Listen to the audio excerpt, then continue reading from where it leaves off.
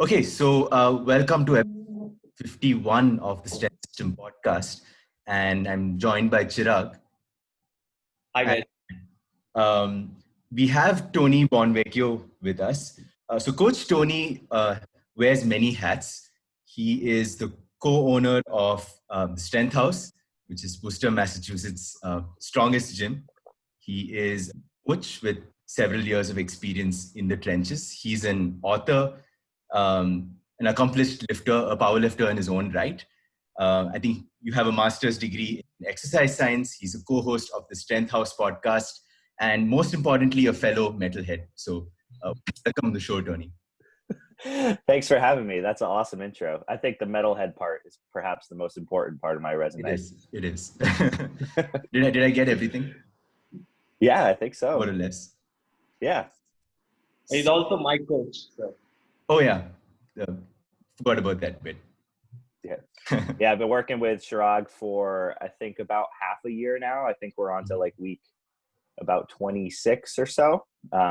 Yeah, things have been going really well so far, and I think that we at the Strength House kind of have a unique relationship with Strength System in that we've worked together in many capacities. You know, we got to meet a lot of you guys in person when you come over to the United States to visit. So yeah, I'm honored to be on and to actually get to have some FaceTime with you guys for the first time in a while. I know. It's great to have you. So we wanted this to be a kind of freewheeling chat. We had some ideas we wanted to discuss. But, first and foremost, everybody's struggling with, COVID, and, you guys got to open fairly recently. So how's the experience been just starting back up, and how's coaching been? Well, I'll tell you what, it feels great to actually be coaching people again. That's the biggest thing, is it definitely being shut down for, close to 4 months. That made me promise myself to not take coaching for granted ever again, because I do think that it's something that we all as coaches, when we do it all day, every day, tend to take for granted, and everybody gets burnt out, in whatever field that they're in. But it just feels so good to be back, like actually working with people and coaching. It was pretty scary for a little while, I think, for not just for us, but for any fitness professional, because there was just, we had to change courses so rapidly. And especially for those of us who, I think before COVID, we would have told you that, like, it's not the equipment that makes a difference. It's not the program that makes a difference. Like, it's the coaching, and it's our ability to make changes on the fly and to be able to coach you into the, best lifting technique, or to motivate you. And when you took that away, I think that was really scary for all of us, because it's like, God, like, what do we do now? Yeah. So I think, like many gyms and many businesses, we moved most of our stuff online. And as you guys know, Strength House was born online, and that's a lot of what we did anyways, but we pretty much moved everything online. And then, of course, had to adjust for the fact that most people didn't have access to normal equipment. But now that we're back rolling in person again, and the majority of our online clients have access to their normal gyms again, just feels good to be back doing our thing. And we had so much time to reflect and think about what were we doing well, what did we want to change. So we are operating with some changes, especially like in person, moving more towards like training everyone in groups instead of just like individualized, like open gym type stuff. So that's been a positive change, and I think that's reignited everybody's passion for training, including ourselves, our passion for coaching, because everybody in that group setting kind of helps motivate each other. Yep.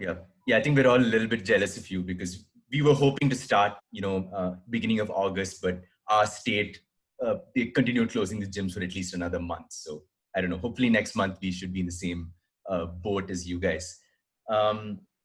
So I think one thing that, when I visited the Strength House back in 2017.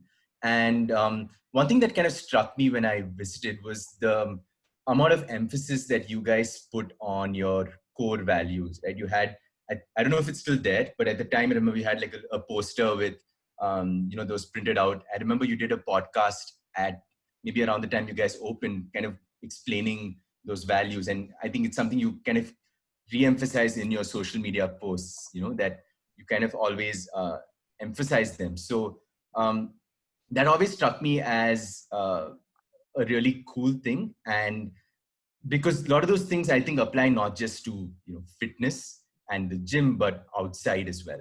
So it would be great if you could maybe walk us through your core values and maybe how, reflecting back on them, whatever 3 years since you guys opened, how they've been treating you. Yeah, so we have 5 core values at the Strength House, and when Greg and I opened the gym, we knew that we wanted to have kind of some guiding principles to help us make all our decisions, whether it was training decisions or business decisions. And we knew there were going to be tough decisions to make. And God knows in the past 4 months, there have been some really hard ones, with just the changes in the way that the business has to operate. But we knew that if we could always, look back to these core values and ask ourselves, like, does this decision line up with our core values? That would help steer us in the right direction. So our first core value is really simple, just positive training environment. That's not really like a catchy name or anything like that, but we know that we want everyone to understand that it's impossible to fail at the Strength House unless you quit. And that people are always going to be there to lift you up, and nobody's going to, bring you down and give you negative coaching. There will be feedback and there will be criticism, but it's always going to be given in a way that's out of love and out of a place where we want you to be able to improve. So I think we've all lifted or coached or been a part of gyms that maybe the vibe is not so positive, and maybe it feels like super hardcore, or like not everyone's welcome. You're not welcome unless you're this type of athlete or this type of person, and that's not what we want it to be. So core value number 1, positive training environment. And if anybody is disrupting that, it's very easy to tell, because it's one of those things that I don't think needs like a really black and white definition. It's like, if somebody is being negative, and that can very easily bring the whole group down. Core value number 2 is don't ring the bell. And that's just simple in that it just means, you can voluntarily choose to give up, but that's the only way to, sorry, I'm not explaining this very well. The only true failure is quitting, kind of like I alluded to in the first point. And that comes from Greg's military background. So Greg served in the Army National Guard. And when they went to basic training, there's like a big bell, in the middle. And a lot of people don't make it through basic training, and that's kind of expected. And you're allowed to say, like, I'm done, I quit, whenever you want, but you have to go into the middle and ring that bell. So you publicly acknowledge, like, I'm done, I'm leaving. So we have a little bell mounted to one of our walls, and luckily nobody's ever rang it so far in close to 3 years of business. But don't ring the bell is just our way of saying, like, don't quit, never give up. God, hopefully I can remember all of these. At least they're in a specific order. I may not say them in order. All right, number 3 is high speed, low drag, which is another military saying. And all that means is just to try to keep things simple and not get too far ahead of ourselves as far as complicating our process. For something, if in military terms, if somebody is operating in such a way that's like really smooth and really effective, you might say, like, oh, wow, that's high speed, low drag. You think of like a really aerodynamic sports car. You think of like Batman driving around the Batmobile. That is high speed, low drag. So it's very easy to overcomplicate things in training and in business. So that core value helps us remind ourselves that the basics work for a reason, that they've stood the test of time, and not to get too fancy just for the sake of getting fancy. I may even have to, this is somewhat embarrassing. I may have to consult our website to find the rest of our core values. But it's pretty cool that you guys do a lot more than just, coaching, just exercise, because it shows that you do try and go far and beyond just coaching, and you're trying to mentor youth athletes especially. I think you guys do work with a lot of high school athletes, and also in the recent past, when I've been receiving some of your Strength House emails, I could see that you would schedule a lot of Zoom links for leadership calls. So could you tell us a little bit more about those as well? Yeah, for sure. So that's something that we've always thought was important, was kind of working on the leadership side of things and working on, personal goals outside of the gym for all of our clients, but especially, like you said, our high school and our college athletes, because many of them were going on to play leadership roles on their teams, whether they were captains or just upperclassmen. And that was, COVID kind of forced our hand because we needed to maintain some kind of interaction with our members.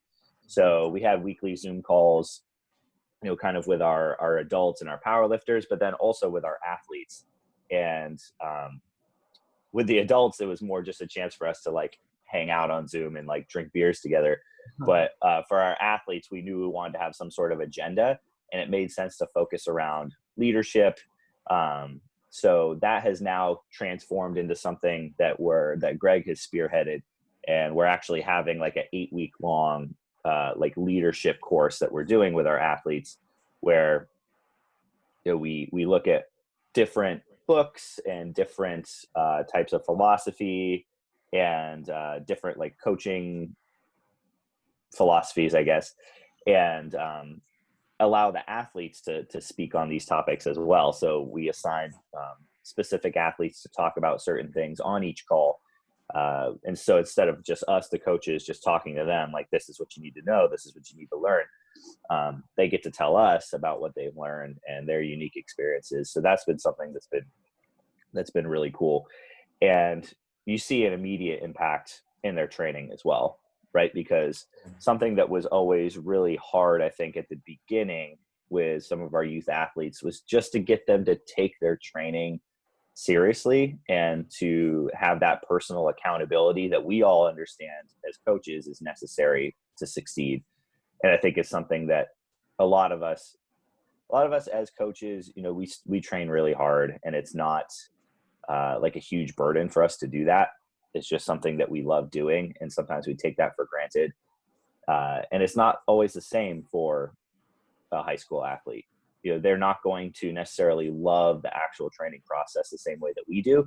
So by instituting some of this leadership stuff, it helps them see the big picture and understand what role training is going to play in their lives, that it's a means to an end, that it's going to help them get better at their sport, but that it's also developing these other, I guess you could call them intangible qualities, things like discipline, things like leadership, things like accountability, that are going to go really, really far in their lives, well outside the gym. So yeah, that's become something, the leadership stuff for our athletes is something that's here to stay. Like, I don't think we'll ever stop doing that because it's made such a positive impact on their training experience. I think that's pretty cool because it shows that you truly care for their well-being and growth, and it also helps set them up for success in the future as well. And so that's pretty amazing. Now, just to maybe switch gears a little bit. So one thing I noticed was that one of your core values, you'd mentioned that you like to keep things simple. And I also noticed that the training program that I do is really simple. I've made a lot of progress on that. Could you tell us a little bit more about your training philosophy and how keeping things really simple helps us stay consistent and see consistent gains? Sure. Yeah. And I mean this in the nicest way, but like, I do kind of hate that question. Like, what's your training philosophy? Because it's like a very broad question. And maybe I don't hate it because I don't think it's a bad question. I think I hate it because it's like an intimidating question to force yourself to kind of like step back and say like, wow, like, what is my training philosophy?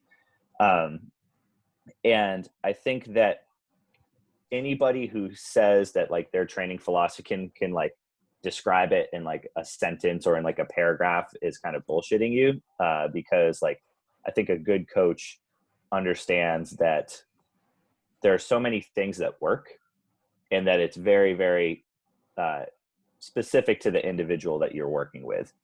And like, yes, you're going to have guiding training principles. There are some things that are going to be true no matter what, that like progressive overload is really important. You have to find a way to keep moving forward no matter what. Lifting technique is incredibly important. If you lift with great technique, your strength potential is going to be so much higher, and you're going to have better longevity because you're not going to get hurt. And there's so many methods that have worked that if you've kind of done your homework as a coach and become somewhat like of a historian of whatever branch of strength training you're into, and in our case, it's, you know, mostly powerlifting, but there's a lot of bodybuilding that comes into play. And then there's a lot of strongman. And then there's a lot of stuff more from, I guess you could call it like the rehab or physical therapy world that we use in order to keep you healthy, or, you know, if you run into an injury, to be able to know how to work around it. So I think that if I had to summarize my training philosophy very succinctly, it would be like success leaves clues.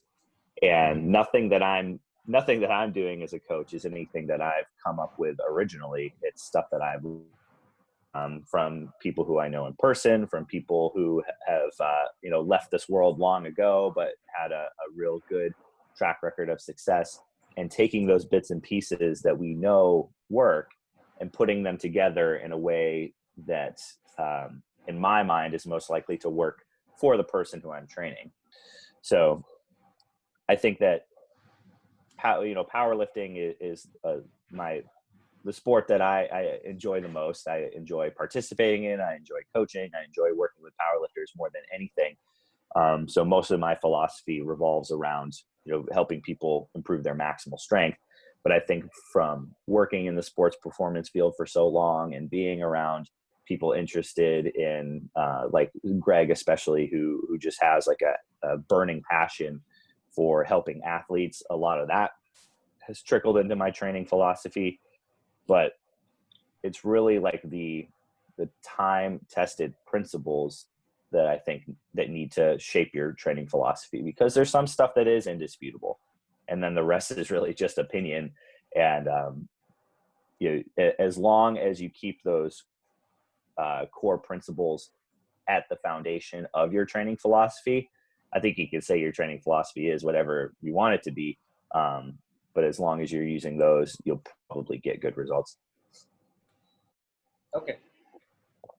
Well, you want to... It's not an incredibly specific answer, but I think that's the reality of it, is that there's so much that works. But yeah, when you boil down like all the really successful training systems, I guess you could call them, they all follow the same principles. You know, you always come back to the same things, you know, whether it's progressive overload or training specificity. All the good programs, all the good systems have those same root qualities to them. Yeah. So just, I mean, jumping off on that. So, I mean, I've worked with Greg for maybe a year and 2 or 3 months. And, you know, I mean, in all those programs all the training cycles I've done under him, this not really been a new exercise or something I don't know so much as, you know, it's just, you know, progressive overload and working hard. So obviously when you have a coach, you will be pushed a lot harder. You will mostly be pushed a lot harder than if you were coaching yourself. And I think one big thing I did learn from, you know, working with you guys is, this stuff doesn't need to be very complicated. It's simply about putting in the work, and over time stuff will happen. And the hard work piece, I think, is often forgotten, you know. Yeah. And there's that cliche saying that, you know, anything will work for 6 weeks. Mm-hmm. And I don't necessarily think that's true. I do think there are some programs out there that simply won't work because they're that bad. But the point being that, you know, novelty will make people adapt. But at the same time, if the effort's not put in, like nothing's going to work. So that's really the X factor right there. And I appreciate that Chirag called my programs simple, because I like to think that they are. And I was actually looking back, because he's had like a hip / like groin injury pop up, and I was looking back to some of the first programs that I ever wrote for him, because coming in, he had like some shoulder stuff going on. So the programs were actually a bit more complicated at the beginning, where we were kind of doing some maintenance, if you will, on the shoulder and just trying to get that as healthy as possible. And as those issues kind of iron themselves out, the program actually became much simpler over time. So we ended up doing fewer exercises now, less of the, I guess you could call it like prehab stuff. And I do think there's a time and a place for that stuff, that does just on paper make the program look a little more complex, where maybe you're using some mobility exercises or some direct core work or some shoulder stability exercises as like fillers between your big lifts, whatever it is you might be doing. There's a time and a place for those, but when an athlete is completely healthy and those aren't really necessary, like, I think a good program looks pretty simple. Maybe doing 4 or 5 exercises per training session, only perhaps 1 or 2 of them done in a way that would be considered like really heavy or intense. So I thought that was funny that he mentioned that. And I did look back at our first programs, and the programs now are even simpler than when we started. Yep, for sure. So, Coach, like slightly unrelated question, but you are at least I like to think you're most popularly known for your Bench Like a Beast program. And could you tell us a little bit more about that? Like, how did Bench Like a Beast come upon, and how did you come to like the bench press so much?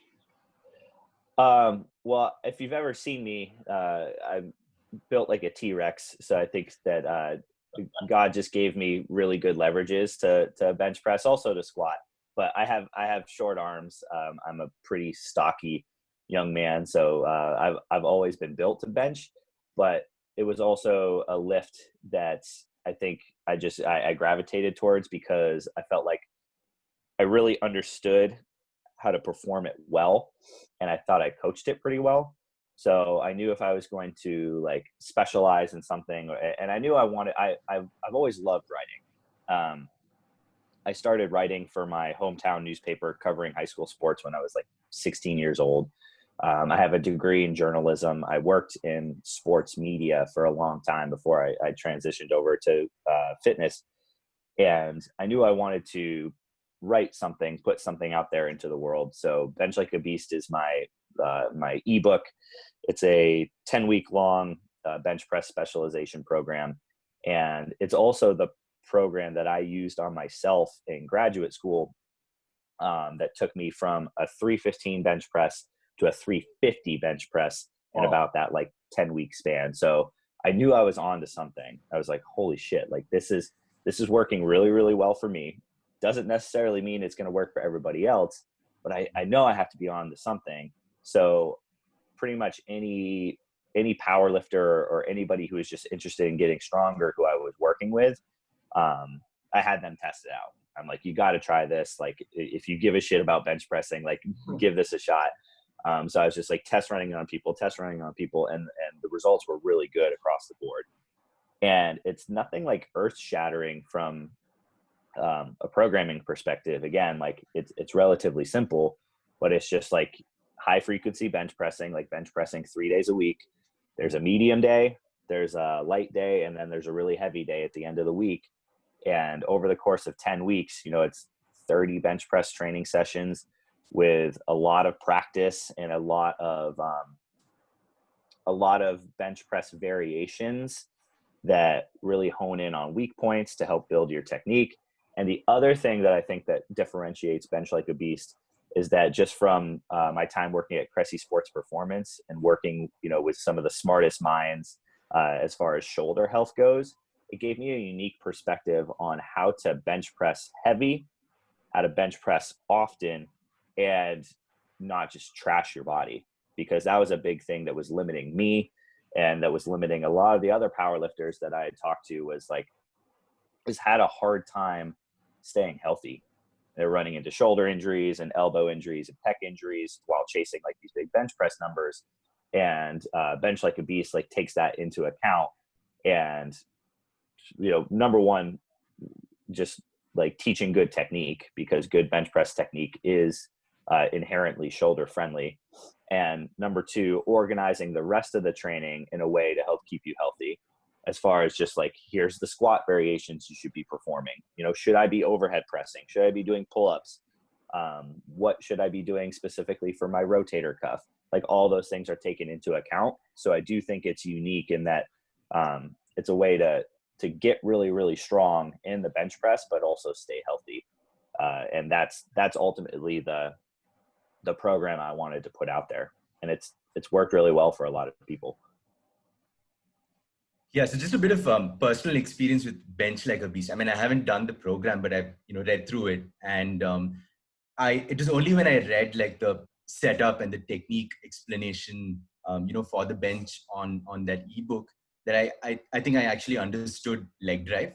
Like you said, I think people give a lot of attention to the squat and deadlift, and you have a lot of good tutorials, programs, everything for those, but the bench somehow is a bit unloved for some reason, despite I'm sure being the most popular exercise in every gym in the world.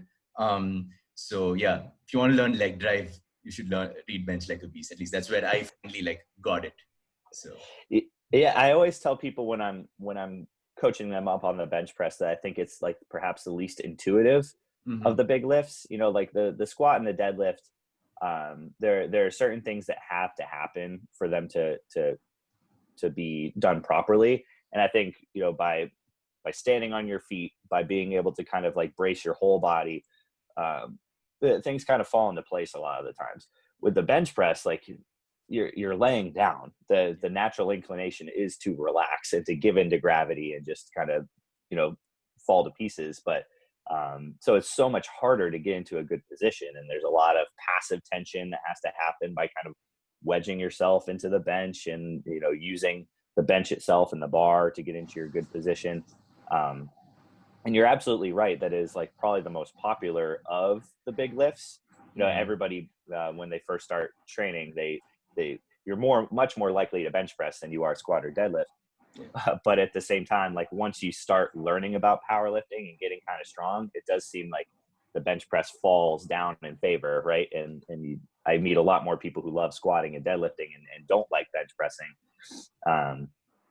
But I think that once you learn how to do it properly, a lot of people have that kind of like aha moment where the light bulb goes off. It's like, okay, this is what my bar pass should be. This is what it feels like to use my legs. Like, and it's really cool to see it all come together, because it is pretty tricky. I think it's the most technically complex of the three competition power lifts. And in that sense, it tends to be the most rewarding when you do get it right. Yeah, like for sure, like bench press is the most popular lift. Like we work with a lot of general population clients, and most of the people who come in, at least all the bros who come in, the first move that they want to do is the bench press. Right? So going off of that, what do you think about using power lifts for general population clients? And do you see any, slightly two different questions. I think that would be the first one. The second one would be, would you see any difference in your training approach to training Gen Pop, right, post-COVID, as opposed to like pre-COVID? That's an awesome question. I'm actually glad you asked it, because it's super relevant. I think if you had asked me, 2 or 3 years ago, I would have had a different answer. And I think if you had asked me pre-COVID, I would have had a different answer too. So that's an awesome question. I do think that training for maximal strength is a good idea, just about no matter who you are. But of course, that's going to look very different depending on the person. So I think when I first started getting into powerlifting and when I first started coaching people, like I was so gung-ho about powerlifting and the benefits that it had given me, that I wanted everybody else to do it too, right? But you coach power lifters and you coach the big lifts for a while, and you realize like, wow, like not everybody kind of fits into a barbell back squat and a barbell bench press and a barbell deadlift from the floor. A quick side note on that, the bench press as it's done in powerlifting is actually the big lift that we tend to put everyone in right away, but the squat and the deadlift, not so much. And I'll expand on that in a little bit, but we kind of learned the hard way, you know, when we opened the strength house that, you know, not everybody's ready to do those big lifts right away. And even if somebody is like decently on the strong side, you know, say they are physically strong enough to, you know, lift a 45-pound barbell on their back or in their hands or whatever, it still may not be the right fit for that person, whether it's for their anatomy or for their goals. You know, so now we have a bit more of like a hierarchy, like here's where we start no matter what, and you got to prove yourself and work up through these progressions to be able to get to these big lifts. You know, so like now, rather than throwing everybody on a barbell back squat right away, they're starting with a dumbbell goblet squat. And we have these standards that we're actually going to start unrolling really soon at the strength house, where it's like, actually, you need to basically test out of this simple exercise in order to be able to be allowed to do a more advanced exercise. So for an example, a adult male must do, you know, 3 sets of 10 100-pound goblet squats before we let them move to the safety squat bar, you know, and they have to be able to safety bar squat 1.5 times their body weight before we allow them to move to a barbell back squat, you know. And we have these progressions where if you just wear out these progressions, you're still going to get really, really strong, and you're going to build good habits. And by the time you move to the more advanced exercise, you'll be ready. Yeah. And I think early on, the big mistake that I certainly made over and over was like forcing people into these more advanced exercises too early, running into roadblocks, and then having to take those exercises away. And that feels really bad for both the client and the coach, because like the client feels like I've failed, right? Yeah. Like I tried, I couldn't do it. Now I have to step backwards. And that's just like a big shot to their ego and to their confidence. Whereas like if you had just kept them, like the example we always use is like the trap bar deadlift.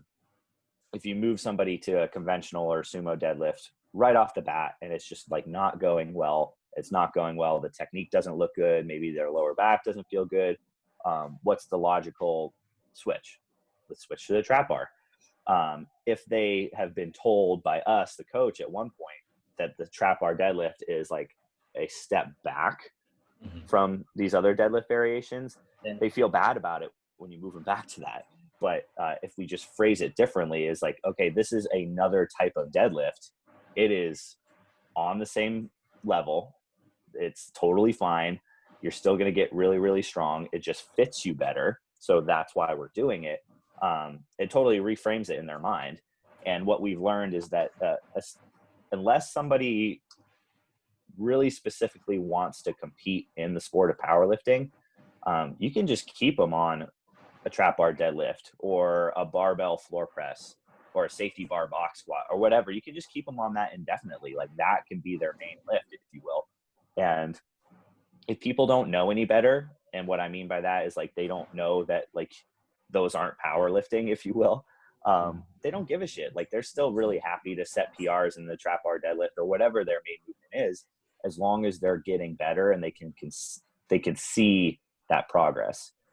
So that's been a different take for us, especially the past few years, is just keeping people on those simpler variations for as long as needed, and really only even suggesting that they move on to something different if they show some interest in doing it, and then really making them earn it beforehand, just making sure it's the right fit for them.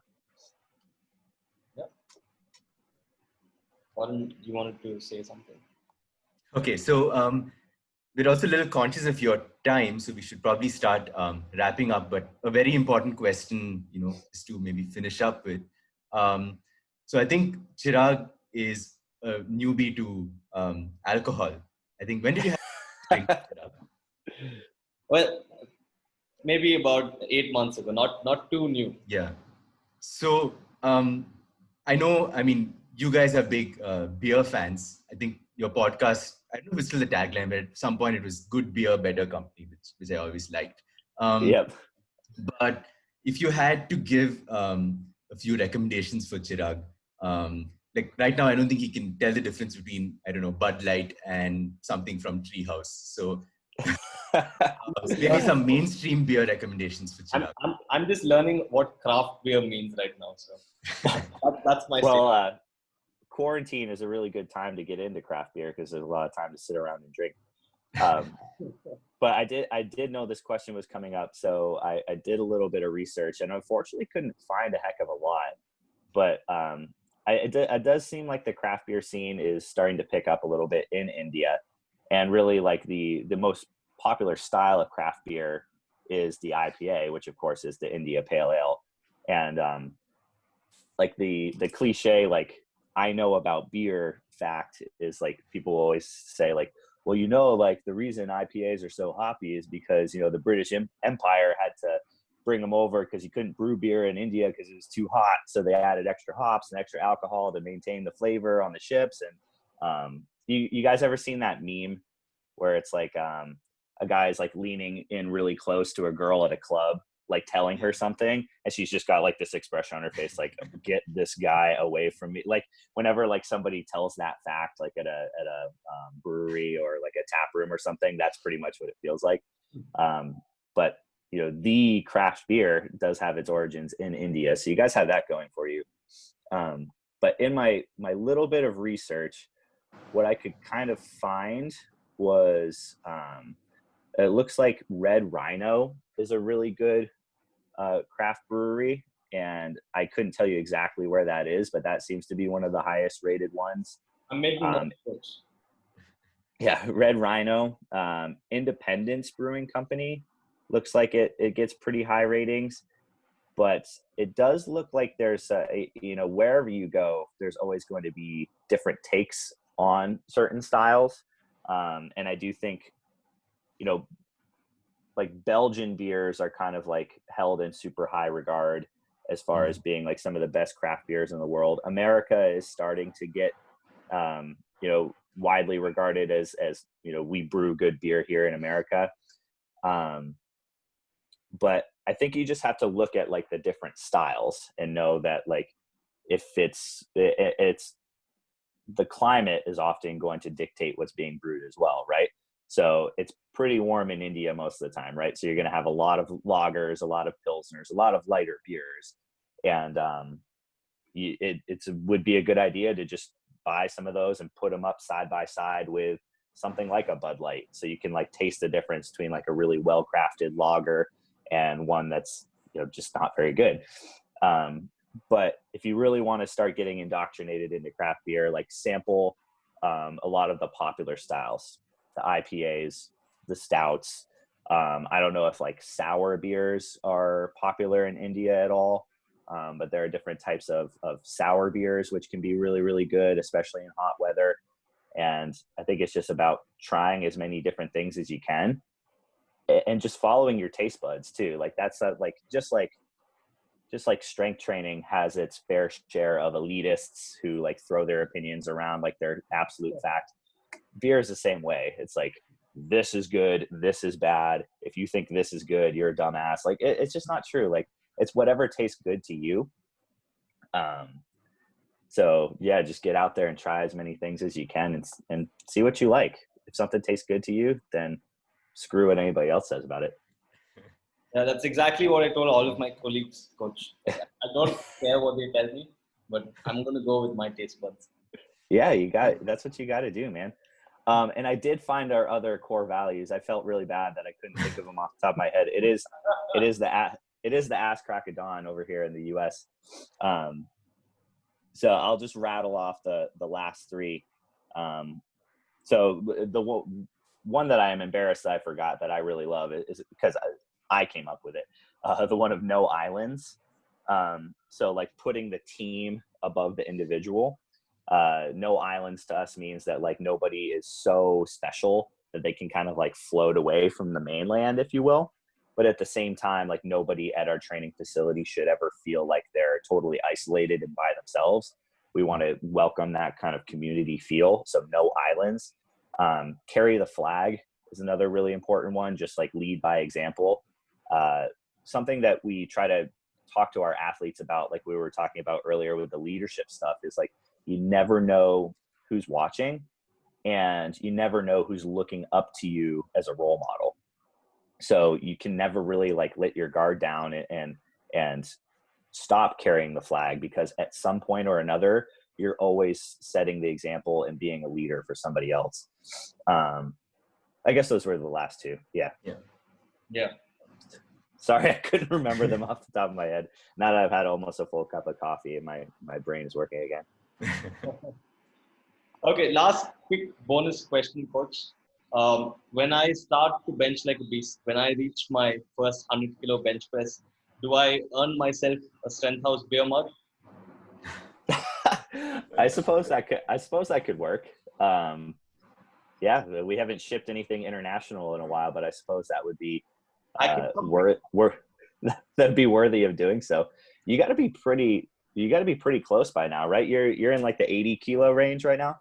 Yeah, just about. Yeah. You'll get there, and we're still hitting like sets of 3 to 4, I think. So honestly, you might be closer than what you think. Yeah, I just want to make my colleagues jealous. That's all. Is there like a certain color that the plates are when you load it up to 100 kilos? I think we use the 20 kilo, the 45-pound plates. I think the blue colored ones. We have the double plated ones. So, yeah. Yeah. So like 2 blues per side. Yeah. Something like that. Yeah.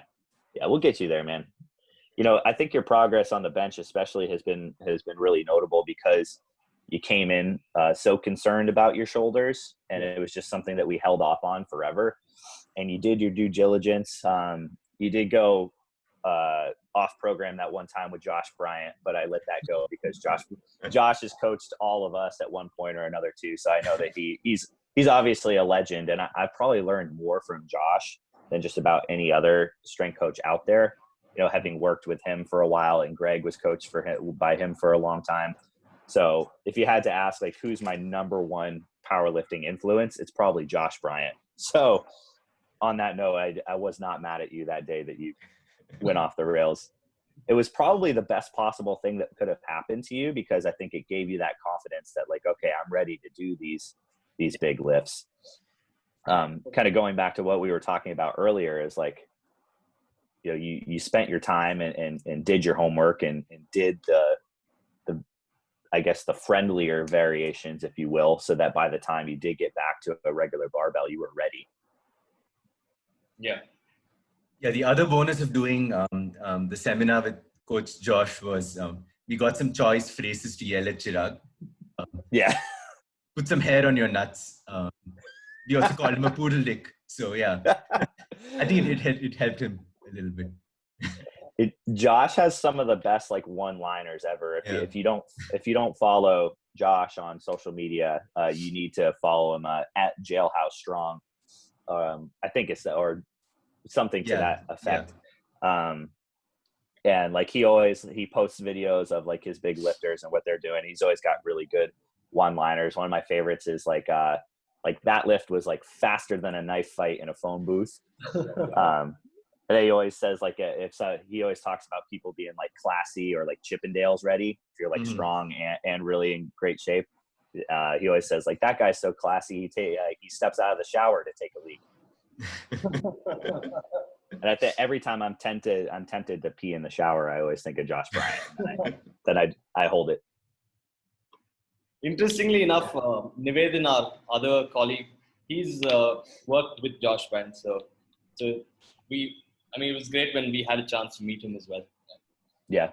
Amazing coach. Obviously his lifting resume speaks for itself, and also just the roster of lifters he's working with right now. Guys like Julius Maddox, guys like Forsaken Warrior. Like we're talking about some of the best powerlifters out there right now. Josh will very soon be the coach of the first ever 800-pound raw bench presser. So that's all you got to know about that. Yeah. if I had to put out a bench press or Bench Like a Beast 2.0, there'd be a lot of stuff in there that I learned from Josh. I'll bring my bench press up so I can be on the cover page. Yeah, maybe that's what we can do, man. Once you get to that 100 kilo bench press, we'll do a photo shoot. Cool. Okay, so I think that's good. We'll probably wrap it up here. Maybe we can close by where can people follow you, Coach, online?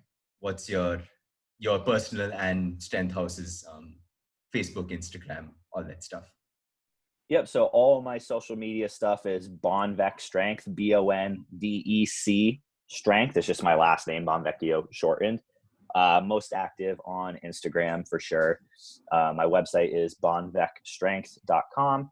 If you go there, you can just click on Bench Like a Beast, or if you're interested in the program, just go straight to BenchLikeABeast.com.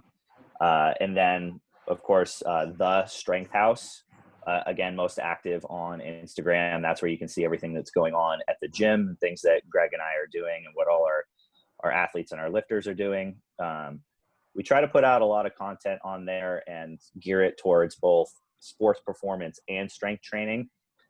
We've always had a bit of identity crisis, but I think that's a good thing. I think we serve two unique populations, but those populations have a lot of crossover in terms of stuff that can help them. So yeah, check us out at the Strength House. Also, some of the best fitness memes out there. Thank you. Yeah. If you had, I really decided I wanted to get into fitness and be a coach, maybe like my junior year of college, while I was pretty far down a journalism degree. If you had told me, I guess 15 years ago now, that the most important thing I would do in my coaching career would be make those memes every Friday, I would have laughed. But that's why I learned how to use Photoshop way back in the day in college. It's all paying off now. And also, last quick side note, Strength House is also the only other purple gym in the world, I would like to imagine. Yeah, we are matching purple. Yeah, we had some other ideas as far as color schemes to use, but we really like purple. Greg and I both played baseball at a college where purple was the primary color, and we just really liked it. And nobody else in the United States, at least, was using purple. Everyone does black and red, man. I know that red is supposed to be like a power color, like a passionate color, get people fired up. But I've heard lots of people say that they like the purple. I don't know if your members say the same, that it helps you guys stand out, but it's certainly purple's done well for us so far. But I can say for certain that Coach, I'd like to put it on record that we were here first, and we are the first purple gym. You absolutely were here first, and whether we like to admit it or not, you guys were a huge inspiration for us. You were doing this well before we were, and I know that meeting you when you came over to the U.S. and getting to talk to you was a huge inspiration and motivator for us to go off and do our own thing as well. So thank you for blazing the trail. And I know that, correct me if I'm wrong, but I think there were fewer gyms like yours in India at the time, right? Like I think it was a really big risk for you guys to do what you did. And I think it's super cool that you guys had the courage to do it. Opening a gym in the United States it's a risk to open any business, but it's not like a huge risk to open a gym. People know what they are, and there's plenty of people interested in what we're doing. But you guys were really trailblazers at the time when you guys opened yours. So I think it's super cool that you did what you did. And like I said, watching you guys do it was a huge inspiration for us to do the same. Thank you. Okay, so I think you made Prashanti's day. I think it's a great place to wrap it up. So thank you, Coach. And thanks to everyone for listening. We hope it's been fun. And we will see you guys again next week.